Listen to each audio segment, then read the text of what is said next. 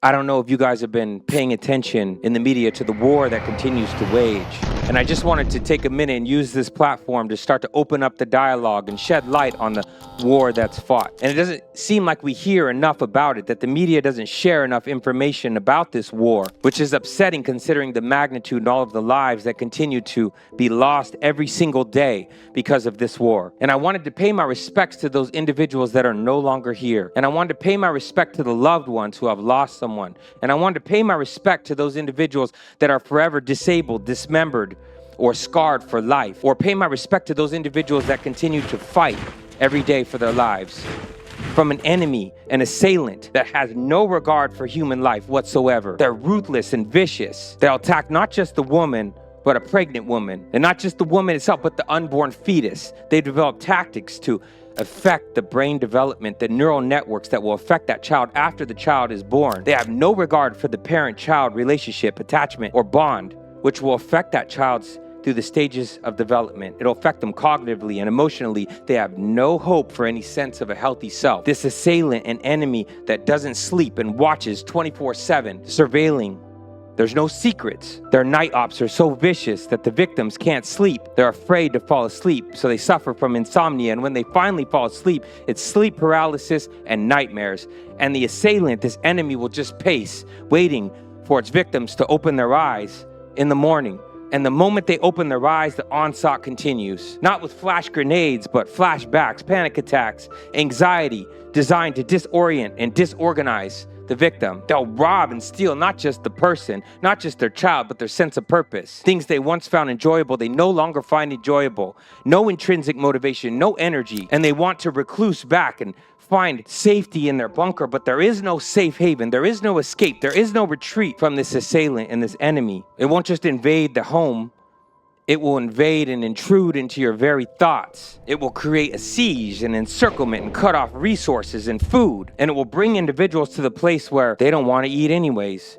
Loss of appetite, they'll wither away, or they'll force individuals to gorge themselves and eat with no hope to satiate. Chemical warfare. People are in so much pain and suffering inside and are yearning for anesthesia to numb that pain. And then this assailant, this enemy, will kill them with the very medication designed to bring relief. Psychological warfare, so ruthless. They don't need to kill you physically. They'll bring you to the place where you put the gun in your mouth and pull the trigger yourself. They don't need to harm and cut you. They'll bring you to the place where you harm and cut yourself. They don't need to cut off, back up. They'll have you isolate yourself, telling yourself that no one's coming to help, that you're helpless, that you're hopeless, affecting your core beliefs. I'm not talking about the war in Yemen or Afghanistan or Ethiopia. I'm not talking about the war in Ukraine or Palestine or Israel. I'm talking about the war that's fought right here at home. And I'm not talking about right here at home as in the United States. I'm talking about the war that's fought right here inside of each and every one of us is a war going on, a battle.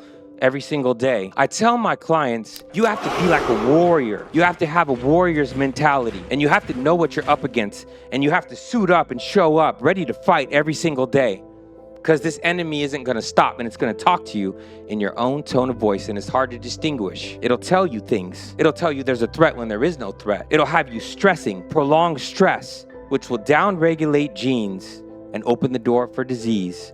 You have to know what you're fighting. You have to combat these symptoms, as in combat, as in fight. You need to fight every day. It's like that. And you have to be like a soldier if you want to combat your mental health symptoms. And I know that sounds dark and grim, that you have to be like a warrior, like a soldier, and you have to fight and win the battle of the day to overcome these mental health symptoms. No one wants to hear that, even if it's the truth. But there is a silver lining embedded in all of this.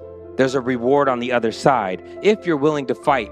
Draw a line in the sand, dig your heels in, say, I'm not going anywhere, we're gonna have to figure this out. When you do that and you turn towards these things, you have to go inside. And when you go inside, you find a certain strength that exists inside of you that you didn't know that you possessed. You find a certain sense of resiliency, of grit, of character. It'll literally shape you into something different, stronger, a healthier, stronger version of yourself. There's a parallel process that exists between the external war and the internal wars that we fight every day. Since the beginning of time, there's been an assailant, an attacker that fails to recognize something that we need to recognize if we're to evolve as a people, as a species. We're gonna have to understand this. we do better, we're stronger, and we function better as a cohesive whole. We're designed to connect with each other, not detach, but attach, not work against, but work with. And we have to also understand that what you put out into the world will come back upon you. So if you're putting out anger and rage and violence and murder and mayhem, some of that is going to come back on you and your household and your psyche. And you will pass that down generation to generation. The same thing is true with the internal war that we all fight every day. This is not a dichotomy of the parts that you like versus the parts that you don't like. And the parts that you don't like, you can fight to extinguish and kill. Those symptoms are a part of you. Those thoughts and those emotions are actually designed to protect you. They're designed to course correct you. But when you don't know how to read the signs and the symptoms, the pain gets worse. We've lost our ability to pay attention to those symptoms. We shouldn't be fighting to extinguish them. We should be fighting to learn from them.